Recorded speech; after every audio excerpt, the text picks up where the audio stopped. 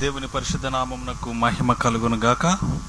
యేసు ప్రభు సిలువలో ఏ కార్యము చేసి ఏ విషయములో మనల్ని దీవించుటకు ఆశీర్వదించుటకు ఆ యొక్క కల్వరి సిలువలో మరణించినాడు. హల్లెలూయా. యేసు ప్రభు చేసిన ప్రతి క్రియలో కూడా, ప్రతి మాటలో, ప్రతి చర్యలో కూడా గొప్ప అర్థము దాగి ఉన్నట్టుగా మనము చూడవచ్చు. దేవునికి స్తోత్రం కలుగును గాక. ఈ యొక్క దినము యేసు ప్రభు సిలువలో రిజెక్ట్ చేయబడ్డాడు, ఆయన త్రోసి వేయబడ్డాడు, వెలివేయబడినాడు. హల్లెలూయా. దేవునికి స్తోత్రము కలుగును గాక. ఆయనను అనేక మంది తిరస్కరించినారు, అవమానపరిచినారు, అతనిని హింసించినారు, అతనిని వెక్కిరించినారు, ఎగతాళి చేసినారు. హల్లెలూయా. దేవునికి స్తోత్రం కలుగును గాక. అనేకమైనటువంటి భయంకరమైనటువంటి బాధలను అతడు అనుభవించినాడు. హల్లెలూయా. దేవునికి స్తోత్రం కలుగును గాక. ఈ లోకములో మానవులందరూ కూడా ఏ ఏ విషయాలలో తిరస్కరింపబడుచున్నారో, వెలివేయబడుతున్నారో, అలాగే ఉమ్మివేయబడి ఎగతాళి చేయబడి అవమానాల పాలవుతూ అనేకమైన నిందలను భరిస్తూ ఉన్నారు. మనందరి నిందను, మనందరి బాధలను అన్నిటిని కూడా ఆయన భరించినాడు. హల్లెలూయా. దేవునికి స్తోత్రం కలుగును గాక. ఆయన భరించి మనల్ని విడుదల చేసినాడు. దేవునికి స్తోత్రం కలుగును గాక. మంచిది. ఈ యొక్క దినము యేసు ప్రభు మన నిమిత్తము ఎలాగూ తిరస్కరింపబడ్డాడు, రిజెక్ట్ చేయబడ్డాడు. హల్లెలూయా. ఆయన రిజెక్ట్ చేయబడ్డాడు, మనుషులందరి చేత వెలివేయబడ్డాడు. ఎవరు ఆయనను ఏమాత్రం కూడా గౌరవించే పరిస్థితి అక్కడ లేదు. ఎందుకనంటే మన తిరస్కారం అంతా కూడా ఆయన భరించినాడు. దేవునికి స్తోత్రం కలుగును గాక. మంచిది. ఈ యొక్క సమయంలో 7 రకాలుగా, అంటే నా యొక్క రీసెర్చ్లు నేను కనుగొన్నాను, ఎన్ని రకాలుగా యేసు ప్రభు తిరస్కరింపబడ్డాడు, వెలివేయబడ్డాడు అనేది 7 రకాలుగా నేను ఈ యొక్క సమయంలో మీకు తెలియజేస్తాను. దేవునికి స్తోత్రము కలుగును గాక. యేసు ప్రభువును సిలువలో వేలాడ చేసినప్పుడు ఆయన మన నిమిత్తం ఒక సంధి చేసినాడు, మన మధ్యవర్తిగా వచ్చినాడు. హల్లెలూయా. దేవునికి స్తోత్రము కలుగును గాక. మధ్యవర్తిగా వచ్చి సమాధానపరిచి, ఎవరితో? తండ్రి అయిన దేవునితో మనల్ని సమాధానపరిచినాడు. ఆదాము చేసిన పొరపాటు వలన దేవునితో ఉన్నటువంటి సంబంధము తెగిపోయింది, విడదీయబడింది. ఈ విడదీయబడినటువంటి ఈ యొక్క సంబంధాన్ని తిరిగి పునరుద్ధరించడానికి ఒక మధ్యవర్తిగా వచ్చినాడు. మధ్యవర్తిగా వచ్చి ఆయన అనేకమైనటువంటి అవమానాలను భరించినాడు. దేవునికి స్తోత్రం కలుగును గాక. ఆయన వెలివేయబడ్డాడు. దేవునికి స్తోత్రం కలుగును గాక. కాబట్టి మొట్టమొదటి యేసు ప్రభువును కొరడాలతో కొట్టినారు. హల్లెలూయా. భయంకరమైనటువంటి కొరడాలు. ఆ కొరడాల గురించి మీరు ఇంటర్నెట్లో, గూగుల్లో సెర్చ్ చేస్తే మీకు అర్థమవుతుంది. ఒక ప్లేట్ ఉంటుంది ఇంత, ఆ ప్లేటుకు ముళ్ళు లాగు ఇట్లా కొక్కెలాగా ఉంటాయి. అవి ఇలా కొట్టగానే అవి శరీరానికి ఇట్లా అతుక్కుపోతాయి. ఇలాగ అతుక్కుపోయిన తర్వాత ఇట్లా చీల్చి పాడేస్తాయి అవి. అలాగ 1 కాదు 2 కాదు 39 కొరడా దెబ్బలను యేసు ప్రభు భరించినాడు. దేవునికి స్తోత్రము కలుగును గాక. మత్తయి సువార్త 27వ అధ్యాయం 26వ వచనంలో మనం చూసినట్లయితే యేసు ప్రభు మన నిమిత్తము ఎలాగూ తిరస్కరింపబడ్డాడు, ఆ క్రమంలోనే ఆయన కొరడాలతో కొట్టబడ్డాడు. హల్లెలూయా. దేవునికి స్తోత్రము కలుగును గాక. మత్తయి సువార్త 27వ అధ్యాయం 26వ వచనంలో, అప్పుడు అతడు వారు కోరినట్టు బరబ్బను వారికి విడుదల చేసి యేసును కొరడాలతో కొట్టించి సిలువ వేయనప్పగించెను. హల్లెలూయా. దేవునికి స్తోత్రం. కొరడాలతో కొట్టారు ఆయనను. భయంకరమైనటువంటి కొరడాలండి. హల్లెలూయా. 1 కాదు 2 కాదు. సైనికుల్లో ఎంతమంది ఆ బలమైన సైనికులు ఉన్నారు, వారు బలహీనమైన వాళ్ళు కాదు. ఆ బలమైన సైనికులు ఆ కొరడాలతో కొట్టుతున్నారు. హల్లెలూయా. దేవునికి స్తోత్రం. మనము భరించవలసినటువంటి ఆ యొక్క శిక్షను యేసు ప్రభువు భరిస్తున్నాడు. భరించి ఆ యొక్క కొరడా దెబ్బలు ఆయన భరించి మనల్ని విడుదల చేస్తున్నాడు. దేవునికి స్తోత్రము కలుగును గాక. ఈ కొరడా దెబ్బలు ఎంత భయంకరంగా ఉంటాయో మీరు ప్యాషన్ ఆఫ్ క్రైస్ట్ సినిమాలో మనం చూడవచ్చు. కొద్దిగానే 2-3 కొరడా దెబ్బలే దాంట్లో చూపిస్తారు. అలాంటివి 39 కొరడా దెబ్బలంటే మీరు ఒక్కసారి ఊహించండి ఎంత భయంకరమైన హింసను భరించినాడు. దేవునికి స్తోత్రము కలుగును గాక. హింసలను భరిస్తూ కూడా ఎంత మాత్రం కూడా ఆయన హింస వద్దు అని చెప్పడం లేదు.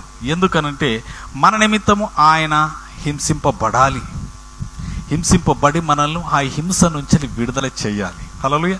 ఈ హింసను మనం భరించలేమని, ఈ కొరడా దెబ్బలను మనం భరించలేమని మన నిమిత్తము ఆయన ఆ శిక్షను, ఆ యొక్క హింసను భరిస్తున్నాడు, కొరడా దెబ్బలను భరిస్తున్నాడు. దేవునికి మహిమ కలుగును గాక. మొట్టమొదటిది కొరడాలతో ఆయనను కొట్టి హింసిస్తున్నారు. రెండవది మనం చూసినట్లయితే ఆయన ముఖము మీద కొడుతున్నారు, పిడిగుద్దులు గుద్దుతూ ఉన్నారు, గుద్ది ఆయనను అవమానపరుస్తున్నారు. హల్లెలూయా. దేవునికి స్తోత్రం కలుగును గాక. రెండవది హీ బీటన్ ఫర్ us, మన కోసము ఆయన కొట్టబడ్డాడు. ఎలా కొట్టబడ్డాడు? ఆయన ముఖము మీద ముసుగు కప్పి ఆయనను గుద్దుతున్నారు. గుద్ది ఏం చేస్తున్నారంటే, నేను కొట్టిన వారెవరో చెప్పు అని చెప్పి అవమానపరుస్తున్నారు. హల్లెలూయా. దేవునికి మహిమ కలుగును గాక. లూకా సువార్త 22వ అధ్యాయంలో ఈ యొక్క రెండవ హింసను మనం చూడవచ్చు. 22వ అధ్యాయం 64వ వచనం, 63 నుంచి చదువుతున్నాను చూడండి. లూకా సువార్త 22:63. యేసును పట్టుకొనిన మనుషులు ఆయనను అపహసించి కొట్టి ఆయన ముఖము కప్పి, నేను కొట్టిన వాడెవడో ప్రవచింపుమని ఆయనను అడిగి ఆయనకు విరోధంగా ఇంకను అనేక దూషణ వచనములాడిరి. హల్లెలూయా. దేవునికి స్తోత్రం కలుగును గాక. యేసు ప్రభువును పట్టుకోగానే ఆయనను నానా విధాలుగా ఏం చేస్తున్నారు? హింసిస్తున్నారు. హల్లెలూయా. ఆయన అపహసిస్తున్నారు, ఆయన కొడుతూ ఉన్నారు. ఆయన ఏం చేస్తున్నారంటే ముఖం మీద వస్త్రం కప్పేసినారు, ముఖం మొత్తం కప్పేసి గుద్దుతున్నారు, కొడుతున్నారు. కొట్టి నిన్ను కొట్టిన వారెవరో చెప్పు, నువ్వు ప్రవచించు అని చెప్పేసి హేళనగా మాట్లాడుతూ ఉన్నట్టుగా మనము చూడవచ్చు. దేవునికి స్తోత్రము కలుగును గాక. ఆయన ఎలాంటి తప్పిదము చేయలేదు. ఈ లోక పాపమును మోసుకొని పోవు దేవుని గొర్రెపిల్లగా వచ్చినటువంటి ఆ యొక్క యేసు ప్రభు అనేకమైన అవమానాలను, తిరస్కారాలను భరించినట్టుగా మనము చూడవచ్చు. దేవునికి స్తోత్రం కలుగును గాక. ఎందుకనంటే ఆయన తిరస్కరింపబడితేనే కానీ మనము అంగీకరింపబడం. కాబట్టి మన తిరస్కారాలన్నీ ఆయన మీద వేసుకున్నాడు. ఒక్క పాపమే కాదు. యేసుప్రభు శిలువలో ఎందుకు చనిపోయాడంటే నా పాపముల కోసం చనిపోయాడు. ఒక్క పాపమే కాదు. ఇక్కడ మనము అనేకమైనటువంటి లోతైన విషయాలను ధ్యానించుచున్నాం. కొరడాలతో కొట్టినారు, అలాగే ఆయన ముఖం మీద వస్త్రం కప్పి పిడిగుద్దులు గుద్దుతూ నేను గుద్దినవాడెవడో ప్రవచించుమని చెప్పేసి హేళనగా మాట్లాడుతున్నారు. దేవునికి మహిమ కలుగును. ఆయన ఎంత మాత్రం కూడా నోరు తెరవడం లేదు. దేవునికి స్తోత్రం కలుగును గాక. రెండవది ఆయన ముఖం మీద వస్త్రం కప్పి గుద్దుతున్నారు. మూడవదిగా చూస్తే, మొదటిది కొరడాలతో కొట్టినారు, అలాగే రెండవది ముఖం మీద వస్త్రం కప్పి పిడిగుద్దులు గుద్దుతున్నారు. దేవునికి మహిమ కలుగును గాక. మూడవది చూస్తే ఆయన మీద ఉమ్మి వేస్తున్నారండి. హల్లెలూయా.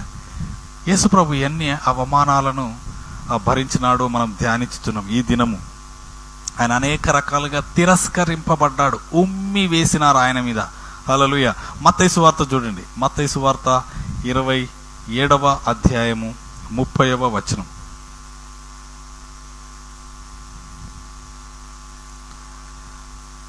ముండ్ల కిరీటము ఆయన కల్లి ఆయన తలకు పెట్టి ఒక రెల్లు ఆయన కుడి చేతిలో నుంచి ఆయన ఎదుట మోకాలుని యూదుల రాజా నీకు శుభమని ఆయనను అపహసించి ఆయన మీద ఉమ్ము వేసి, హల్లెలూయా, ఆయన మీద ఉమ్ము వేసి ఆ రెల్లును తీసుకొని దానితో ఆయనను తల మీద కొట్టిరి. ఆయనను అపహసించిన తర్వాత ఆయన మీదున్న అంగిని తీసివేసి ఆయన వస్త్రములు ఆయనకు తొడిగించి సిలువ వేయుటకు ఆయనను తీసుకొని పోయింది. దేవునికి మహిమ కలుగును గాక. ఇక్కడ చూసినట్లయితే ఆయన మీద ఉమ్మి వేస్తున్నారు. 30వ వచనంలో ఆయన మీద ఉమ్మి వేసి, ఎంత భయంకరమైనటువంటి ఆ యొక్క రోమా సైనికులు ఆయన మీద ఉమ్మి వేస్తున్నారు. ఉమ్మి వేసినా కూడా ఆయన ఏమి మాటలాడడం లేదు. ఆ తిరస్కారాలన్నీ కూడా భరిస్తూ ఉన్నాడు. ఎందుకోసం అనంటే మనందరి కొరకు. హల్లెలూయా. దేవునికి స్తోత్రము కలుగును గాక. మనందరిని రక్షించడానికి ఆయన శిక్షను అనుభవించడమే కాదు, తిరస్కారాలే కాదు, కొరడాలతో కొట్టించుకోవడమే కాదు, అలాగే ఆయన ముఖం మీద పిడిగుద్దులే కాదు, అలాగే చూసినట్లయితే ఆయన ముఖము మీద ఉమ్మి వేస్తున్నారు. ఎంత అసహ్యమైనటువంటి కార్యం అంటే అంత అసహ్యమైన కార్యం. మన నిమిత్తం ఆయన ఉమ్మి వేయబడ్డాడు. దేవునికి స్తోత్రము కలుగును గాక. అలాగే చూసినట్లయితే 4వది ఆయన గడ్డము పెరికి వేస్తున్నారు. హల్లెలూయా. ఆయన గడ్డము పెరికి వేస్తున్నారు. యేసు ప్రభు గురించి మనం చూస్తే పరమగీతంలో చూస్తే 10,000 మందిలో ఆయన గుర్తించదగిన అందగాడు. హల్లెలూయా. 10,000 మందిలో ఆయనను గుర్తించవచ్చు. అంత ఈజ్ ఎ వెరీ బ్యూటిఫుల్. హల్లెలూయా. అలాంటి వాని ముఖమును చూసి ఆయన ముఖం మీద ఉమ్మి వేస్తున్నారు, ముఖము మీద గుద్దుతూ ఉన్నారు, ఆయన గడ్డము పెరికి వేస్తున్నారు. హల్లెలూయా. దేవునికి స్తోత్రం కలుగు. ఎంత హింస ఉంటుందంటే అంత భయంకరమైన హింసను మీరు ఒకసారి యెషయా గ్రంథం చూడండి. యెషయా గ్రంథము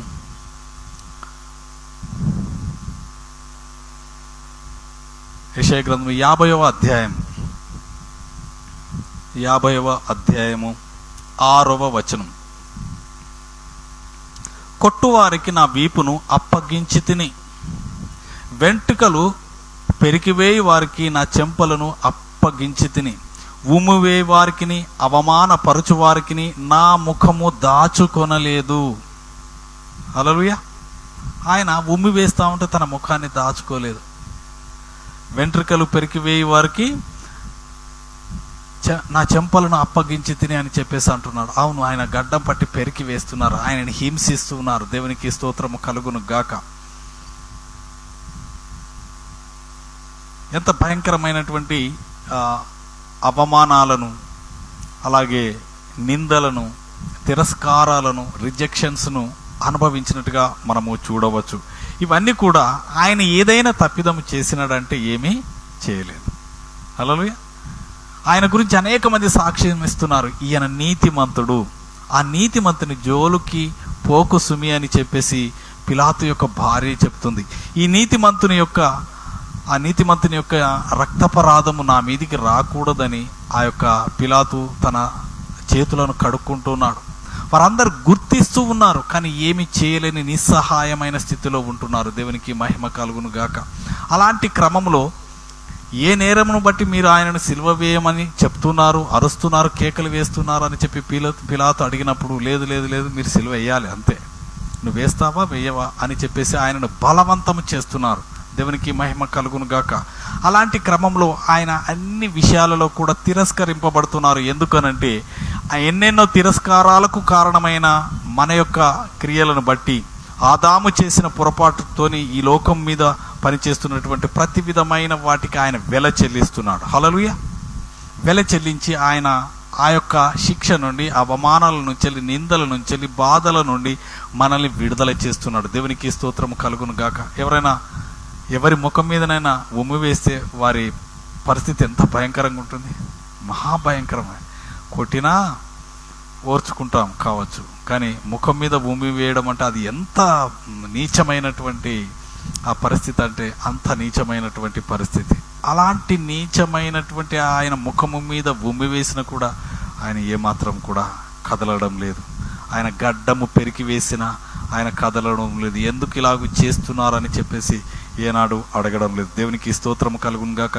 ఆయనను భయంకరమైనటువంటి 5వది, దే మోక్డ్ జీసస్ క్రైస్ట్, ఆయనను వెక్కిరించినారు. 5వది ఆయనను వెక్కిరించినాడు. ఇక్కడే మత్తయి సువార్త 27వ అధ్యాయం 26 నుండి చూస్తే మనకు చక్కగా అర్థమవుతుంది. 26 నుండి చూడండి. 26 నుండి 29 వరకు. అప్పుడు అతడు వారు కోరినట్టు బరబ్బాను వారికి విడుదల చేసి యేసును కొరడాలతో కొట్టించి సిలువ వేయనప్పగించెను.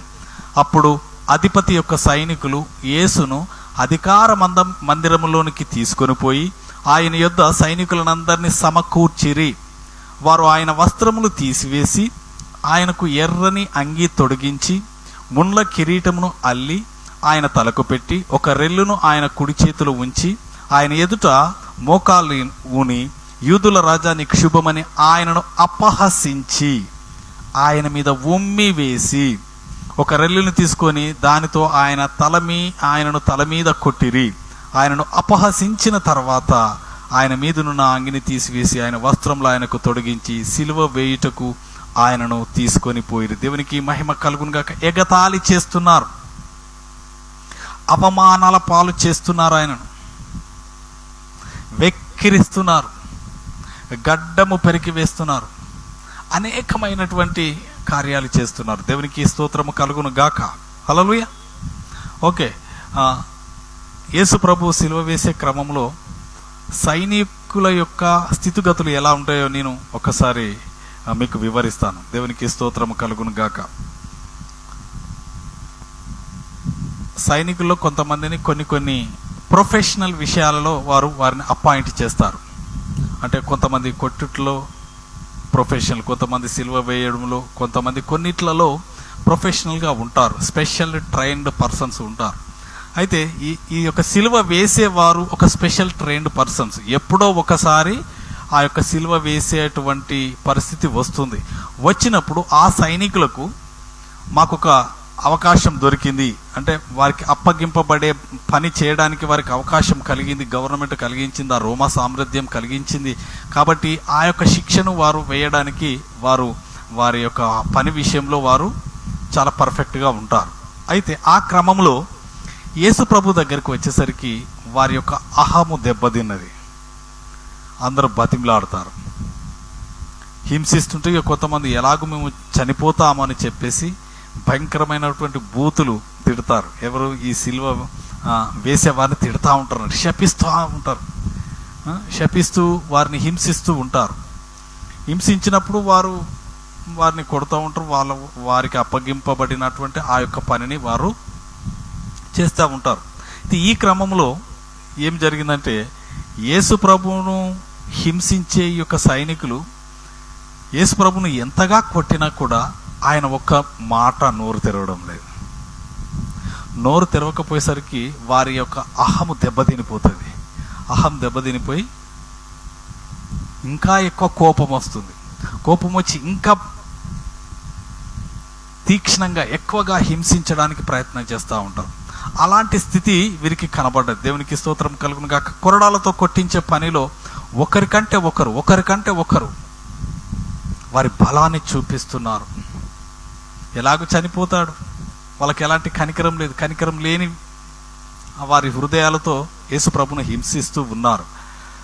అయితే వారి అహము రెచ్చిపోయి ఇంకా భయంకరంగా వారిని యేసు ప్రభుని శిక్షకు గురి చేస్తూ ఉన్నారు. దేవునికి స్తోత్రం కలుగునుగా. ఇంకొక మాట, వారి ఉద్యోగాలు ఉన్నాయి కదా, వారి ఉద్యోగాలు వారు కాపాడుకోవాలి. వీడు సరిగా, అంటే సైనికులకు ఎలాంటి కనికరం ఉండదు. ఏమాత్రం కనికరం చూపించినా వారు పై అధికారులకు రిపోర్టు చేసి మన పక్కకు జరిపించే అవకాశం ఉంటుంది. కాబట్టి అలాంటి అవకాశం వాళ్ళ అధికారులకు ఇవ్వకుండా వారు సాధ్యమైనంత కఠినంగా భయంకరంగా హింసించడానికి వారు ప్రేరేపింపబడతారు. దేవునికి స్తోత్రం ఆ యొక్క ప్రేరేపణలన్నింటిలో యేసు ప్రభు విషయంలో వారి అహము దెబ్బతిన్నది. వారు చేసేదానికంటే ఎక్కువగా చేసినారు. హల్లెలూయా. ఆ చేసేదానికంటే ఎక్కువ చేసి ఆయనని హింసించి ఆయనను సిలువకు అప్పగించి అవమానాల పాలు చేసి ఆ గడ్డము పెరికి ఆయన తలకు ముసుగు వేసి అలాగే ఆయనను కొరడాలతో కొట్టి ఆయనను ఎగతాళి చేసి అవమానాల పాలు చేసి వెక్కిరిసి యూదుల రాజా నీకు శుభము అని చెప్పేసి పిడిగుద్దులు గుద్దుచు ఏమంటున్నారు? నిన్ను గుద్దినవాడు ఎవడో చెప్పు అని చెప్పేసి హేళన చేస్తున్నారు. హేళన చేసి యేసు ప్రభువును హింసించినట్టుగా మనము చూడవచ్చు. దేవునికి స్తోత్రం కలుగును గాక. అలాగే ఆయన వస్త్రములన్నీ లాగివేసినారు. ఆరవదిగా చూస్తే ఆయన ఎలాంటి వస్త్రములు లేకుండా ఒక ఎంతో భయంకరమైన దారిద్ర్యతను అనుభవించినట్టుగా మనము చూడవచ్చు. ఇక్కడే చూడండి, మత్తయి సువార్త 27వ అధ్యాయము 35వ వచనం. వారు ఆయనను సిలువ వేసిన పిమ్మట చీట్లు వేసి ఆయన వస్త్రములు పంచుకొనిరి. హల్లెలూయా. దేవునికి స్తోత్రము కలుగును గాక. ఆయనను సిలువ వేసే క్రమంలో ఆయన శరీరం మీద ఒక్క వస్త్రధారణ తప్ప, తన మొలకు ఒక చిన్న వస్త్రము తప్ప ఇంకా ఏమి లేకుండా ఆయన వస్త్రములన్నీ కూడా తొలగించి వేసినారు. హల్లెలూయా. దేవునికి మహిమ కలుగును గాక. ఆయన దారిద్రతను అనుభవించినాడు. అంటే కనీసం వస్త్రములు కూడా లేకుండా ఆయన శిక్షను అనుభవించినట్టుగా చూడవచ్చు. దేవునికి స్తోత్రం కలుగును గాక. ఓకే, మీకు ఒక మాట గుర్తు చేస్తాను. యేసు ప్రభు మన క్రిస్మస్ సీజన్లో అందరం ధ్యానిస్తాం కదా. యేసు ప్రభు కనీసం జన్మించడానికి కూడా స్థలం లేకపోయింది. ఆయనను ఏ గుడ్డలతో, పొత్తి గుడ్డలతో చుట్టి ఆయనను ఆ యొక్క తొట్టిలో పడుకోబెట్టినారు. ఆయనకి ఎలాంటి వస్త్రాలు కూడా సరిగా అవైలబుల్గా లేనటువంటి భయంకరమైనటువంటి పరిస్థితిని యేసు ప్రభు జన్మంలో అలాగే మరణంలో కూడా అసలు ఏమాత్రము వస్త్రాలు లేవు. ఎందుకనంటే మనల్ని ధనవంతులుగా చేయడానికి యేసు ప్రభు తాను దరిద్రతను అనుభవించినాడు. హల్లెలూయా. ఈ మాటను అనేక మంది అంగీకరించారు, కానీ ఇది నిజం. హల్లెలూయా. మీరే ఒకసారి చూడండి, మీ యొక్క బైబిల్లో ఒకసారి చూడండి. 2 కొరింథీ పత్రిక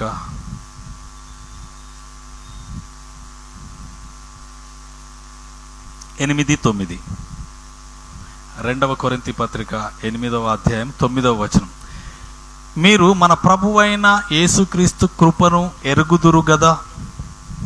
ఆయన ధనవంతుడయ్యుండియు మీరు తన దరిద్రత వలన ధనవంతులు కావాలనని మీ నిమిత్తము దరిద్రుడాయను. హల్లెలూయా. ఆయన గొప్ప ఐశ్వర్యవంతుడు. ఆయన నోటి మాటతో సమస్తమును కలగజేసినాడు. అలాంటి గొప్ప దేవుడు దారిద్రతను అనుభవిస్తున్నాడు. తన పుట్టుకలో దారిద్రత, అలాగే మరణంలో కూడా దారిద్రత. కనీసం ఆయన వస్త్రములు కూడా ఆయనకు లేకుండా చీట్లు వేసి పంచుకుంటున్నారు. ఎందుకనంటే మనము ధనవంతులు కావాలని, మనల్ని ధనవంతులుగా చేయాలని ఆయన ఆ దరిద్రతను అనుభవించినాడు. దేవునికి స్తోత్రం కలుగును గాక. ఈ మాటను మనం ఎత్తిపెట్టి ప్రార్థన చేయాలి. అవును ప్రభువా, మీరు నా నిమిత్తము దారిద్రతను అనుభవించినారు, నన్ను ఐశ్వర్యవంతుని చేసినావు, నన్ను ధనవంతునిగా చేసినావు ప్రభువా అని చెప్పేసి మనం క్లెయిమ్ చేయాలి. ఎందుకనంటే సిలువలో ఎక్స్చేంజ్ జరిగింది. మన దారిద్రతను ఆయన తీసుకొని ఆయన యొక్క ఐశ్వర్యాన్ని మనకిచ్చినాడు. హల్లెలూయా. అది మనం విశ్వసించాలి. మనం విశ్వసించి మనం ఆ యొక్క మాటను ఎత్తిపెట్టి ప్రార్థన చేయాలి. దేవునికి మహిమ కలుగును గాక. కాబట్టి ఆయన వస్త్రములు కూడా లేకుండా దారిద్రతను అనుభవించినాడు. అలాగే చివరిగా 7వది మనం చూస్తే, he nailed to the cross. ఆ యొక్క సిలువలో వ్రేలాడినాడు. ఆ మరణమునకు తను తాను అప్పగించుకున్నాడు. ఇక్కడ మనం చూసినట్లయితే మత్తయి సువార్త 27వ అధ్యాయము 38వ వచనంలో తను తాను మరణానికే అప్పగించుకున్నాడు. 38వ వచనం, 37 నుంచి చదువుతున్నాను. ఇతడు యూదుల రాజైన యేసు అని ఆయన మీద మోపబడిన నేరము వ్రాసి ఆయన ఆ తలకు పైగా ఉంచిరి. మరియు కుడివైపున ఒకడును ఎడమ వైపున ఒకడును 2 బందిపోటు దొంగలు ఆయనతో కూడా సిలువ వేయబడిరి. ఆ మార్గమును వెళ్ళిచుండిన వారు తలలూచుచు, దేవాలయమును పడగొట్టి 3 దినములలో కట్టువాడా, నిన్ను నీవే రక్షించుకొనుము, నీవు దేవుని కుమారుడవైతే సిలువ మీద నుండి దిగుమని చెప్పుచు ఆయనను దూషించిరి. దేవునికి మహిమ కలుగును గాక. ఇక్కడ చూసినట్లయితే 2 దొంగలతో ఆయనను సిలువ వేస్తున్నారు. ఆ దొంగలలో ఒక్కనిగా యేసు ప్రభువుని ఎంచి ఏం చేస్తున్నారంటే సిలువ వేస్తున్నారు. దేవునికి స్తోత్రము కలుగును గాక. యేసు ప్రభు అన్ని విషయంలో తిరస్కరింపబడ్డాడు, అవమానాలను పొందినాడు, దెబ్బలను భరించినాడు. ఆయన ముఖము మీద ఉమ్మి వేసినా కూడా ఎలాంటి రెస్పాన్స్ ఇవ్వలేదు. ఆయన తన గడ్డము పెరికే వారికి తన గడ్డమును అప్పగించినాడు. అలాగే ఎగతాళిని అనుభవించినాడు, నిందలను భరించినాడు. ఆయన వస్త్రములు లేకుండా చనిపోయి అలాగే ఆ దొంగల మధ్యన, అందరూ ఏమంటారు దొంగల మధ్యన ఉంటే, ఆయనను ఒక దొంగగా ఎంచినారు. అలాగూ ఎంచబడ్డాడు యేసు ప్రభు. దేవునికి మహిమ కలుగును. ఇదంతా కూడా మనల్ని రక్షించడానికి, మనల్ని ఆ యొక్క శిక్ష నుండి, అవమానాల నుండి మనల్ని తప్పించడానికి. దేవునికి మహిమ కలుగును గాక. యేసు ప్రభుకి చేసేది ఏదైతే, ఈ యొక్క శిలువ బలియాగంలో ఏదైతే మనుషులు చేస్తున్నారో అవన్నీ కూడా ముందే ఇంకా చాలా స్పష్టంగా యెషయా భక్తుడు 53వ యెషయా గ్రంథంలో ఎంతో స్పష్టంగా అన్ని వివరంగా రాసినాడు. దేవునికి మహిమ కలుగును గాక. ఒకసారి అవి మనం చూద్దాం. యెషయా గ్రంథం 53వ అధ్యాయం. నేను కొన్ని విషయాలు మీకు హైలైట్గా నేను మీకు చదివి తెలియజేస్తాను. దేవునికి స్తోత్రము కలుగును గాక. యేసు ప్రభు ఎంత బలియాగం చేసినాడు, ఎన్ని విషయాల్లో ఆయన తిరస్కరింపబడినాడు. ఇక్కడ 2వ వచనం 53 యెషయా గ్రంథము 2వ వచనం, లేత మొక్క వలెను ఎండిన భూమిలో మొలిచిన మొక్క వలెను అతడు ఆయన ఎదుట పెరిగెను, అతనికి సురూపమైనను సొగసైనను లేదు. మనం అతను చూచి అపేక్షించినట్లు అతని యందు సురూపము లేదు, అతడు తృణీకరింపబడిన వాడును ఆయను. హల్లెలూయా. స్వరూపం అంటే మంచి రూపం లేదండి అసలు. ఆ యొక్క ప్యాషన్ ఆఫ్ క్రైస్ట్ సినిమాలో మనం చూస్తాం, కొన్ని యేసు ప్రభువుని గురించినటువంటి సినిమాలలో చూస్తాం కదా, వారి ముఖం మంచిగా కనబడుతుంది, వారి ముఖం మంచి కనబడుతుంది, వారిని మనం గుర్తించవచ్చు. కానీ ఇక్కడ యెషయా భక్తుడు రాసినాడు, అతనికి ఎలాంటి రూపము లేదు, అంటే షేప్ అవుట్ అయిపోయింది. ఎంతో భయంకరంగా హింసించినారు. ఆయన రూపం ఆయన రూపంలాగా లేదు. ఎవరు కూడా ఆయనను అపేక్షించడం లేదు. తృణీకరింపబడ్డాడు. హల్లెలూయా. మనుషుల వలన విసర్జింపబడినాడు. దేవునికి స్తోత్రము కలుగును గాక. అలాగే చూడండి, మనుషుల వలన విసర్జింపబడిన వాడు వ్యసనాక్రాంతుడుగా, వ్యాధిని అనుభవించిన వాడుగాను, మనుషులు చూడనొల్లని వాడుగాను ఉండెను. ఎవరు చూడలేకపోతున్నారు ఆయన. హల్లెలూయా. దేవునికి మహిమ కలుగు. మనుషులందరూ కూడా ఏం చేస్తున్నారు? తృణీకరిస్తున్నారు, ఎన్నిక చేయడం లేదు, అన్ని హింసలను భరిస్తున్నాడు. ఇంకా చూడండి, నిశ్చయంగా అతడు మన రోగములను భరించెను, మన వ్యసనములను వహించెను, అయినను మొత్తబడిన వానిగాను, దేవుని వలన బాధింపబడిన వానిగాను, శ్రమ నొందిన వానిగాను మనం అతనిని ఎంచితిమి. మొత్తబడ్డాడు, బాధింపబడ్డాడు, మన రోగములను భరించినాడు, మన వ్యసనములను భరించినాడు. హల్లెలూయా. దేవునికి స్తోత్రము కలుగును గాక. ఆయన మనల్ని ఏ విషయంలో విడుదల చేయలేదో అని అడగాలి. ఏ విషయంలో యేసు ప్రభు మన గురించి శిక్షింపబడలేదో మనము గమనించాలి. దేవునికి స్తోత్రం. ఇన్ని భయంకరమైనటువంటి విషయాల్లో ఆయన మనల్ని తప్పించడానికి ఆయన భరించినాడు. దేవునికి స్తోత్రము కలుగును గాక. అలాగే 5వ వచనంలో, మన అతిక్రమ క్రియలను బట్టి అతడు గాయపరచబడ్డాడు. ఎవరి అతిక్రమ క్రియలండి? మన అతిక్రమ క్రియలను బట్టి అతడు యేసు ప్రభు గాయపరచబడెను, మన దోషములను బట్టి నలగగొట్టబడెను, మన సమాధానార్థమైన శిక్ష అతని మీద పడెను, అతడు పొందిన దెబ్బల చేత మనకు స్వస్థత కలుగుచున్నది. మనమందరము గొర్రెల వలె త్రోవ తప్పిపోతిమి, మనలో ప్రతివాడును తనకిష్టమైన త్రోవను తొలిగెను, యెహోవా మన అందరి దోషమును అతని మీద మోపెను. హల్లెలూయా.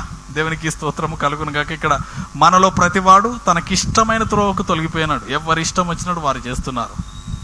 కానీ ఎవరి ఇష్టం వచ్చినట్టు వారు చేస్తున్నారని ఎవరిని తిరస్కరించకుండా యేసు ప్రభు అందరి కొరకు అందరి దోషమును ఆయన మీద మోపి ఆయన భరించినాడు. దేవునికి స్తోత్రము కలుగును గాక. ఇది గ్రేటెస్ట్ థింగ్ యేసు ప్రభు సిలువలో చేసినాడు. అవమానాల పాలవుతున్నాం, అవును అవుతున్నాం కావచ్చు, కానీ నీకంటే ముందు ప్రభు ఒక మాదిరి చూపించినాడు. ఆయన అవమానాల పాలు అయినాడు. దేవునికి స్తోత్రము కలుగును గాక. ఆయన దౌర్జన్యము నొందినాడు, మన అందరి దోషమును అతని మీద మోపెను.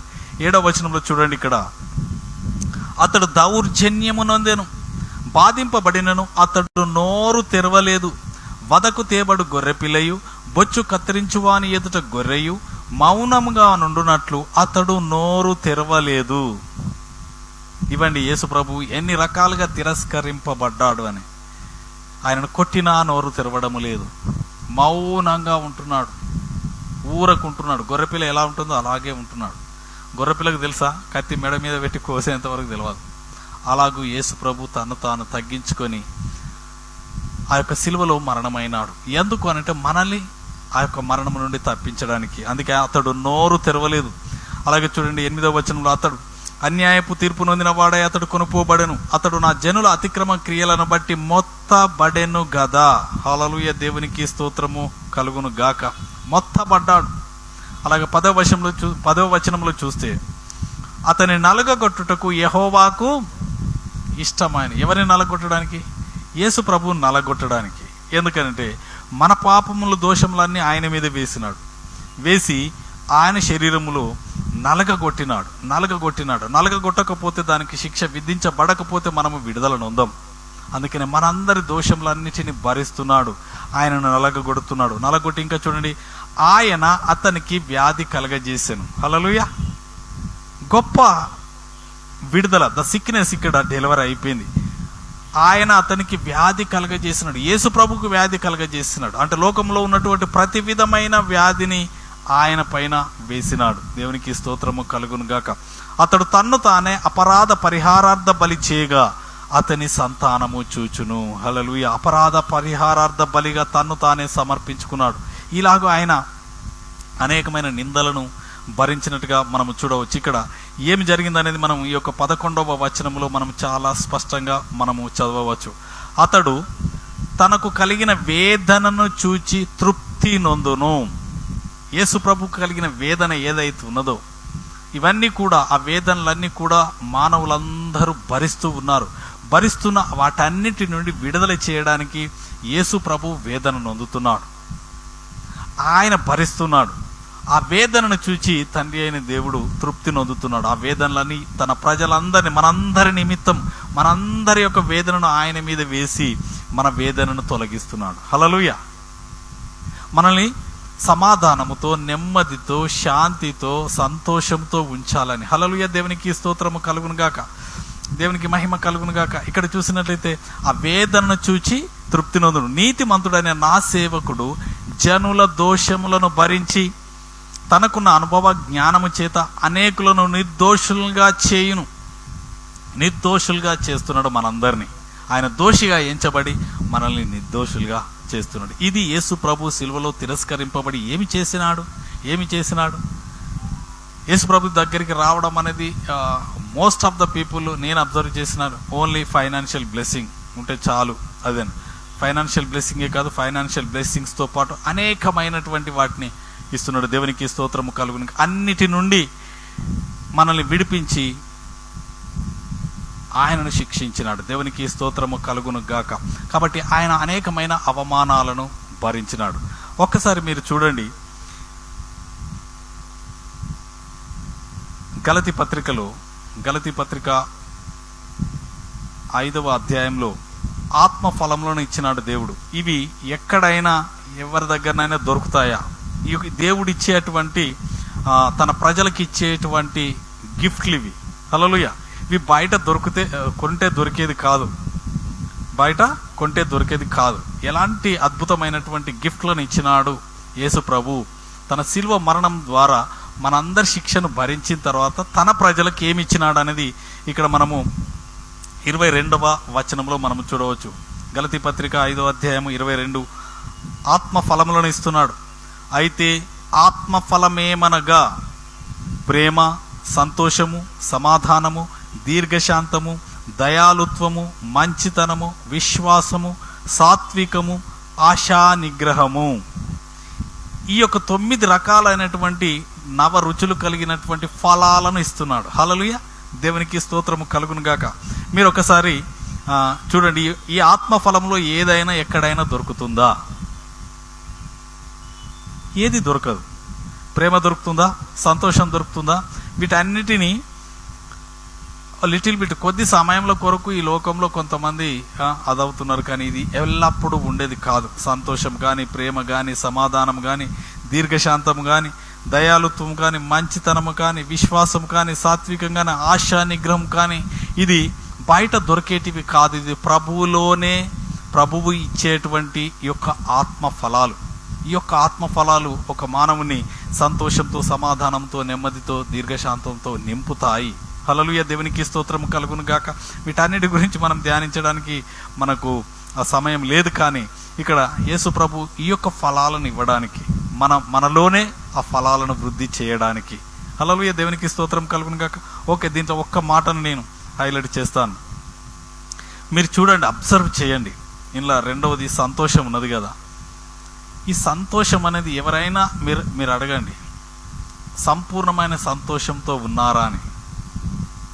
వారి ముఖం చూస్తేనే చెప్పేయచ్చు. మ్యాక్సిమం దిగులుతో, బాధతో, వేదనతో, కృంగుదలతో, ఎంతో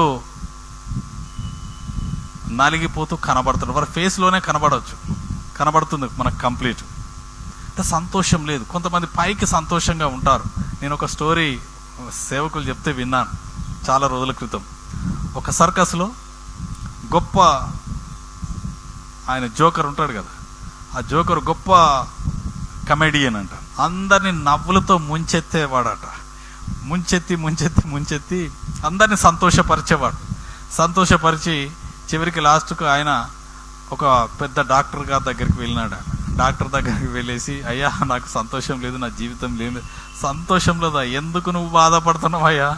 ఇక్కడ మన పక్కనే పెద్ద సర్కస్ జరుగుతుంది, ఆ సర్కస్లో ఒక జోకర్ ఉన్నాడు, నీకు ఎంత సంతోషం కావాలంటే అంత సంతోషం ఇస్తాడు, నువ్వు అక్కడికి వెళ్ళి కూర్చోకంతే అని చెప్పేసాను.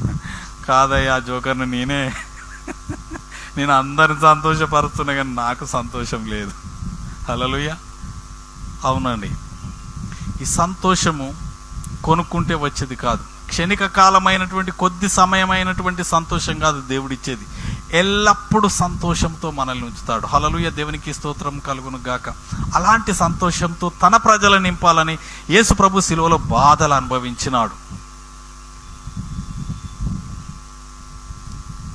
క్రిస్టియానిటీ అంటే ఈ యొక్క ఆత్మ ఫలాలను ఫలించాలి.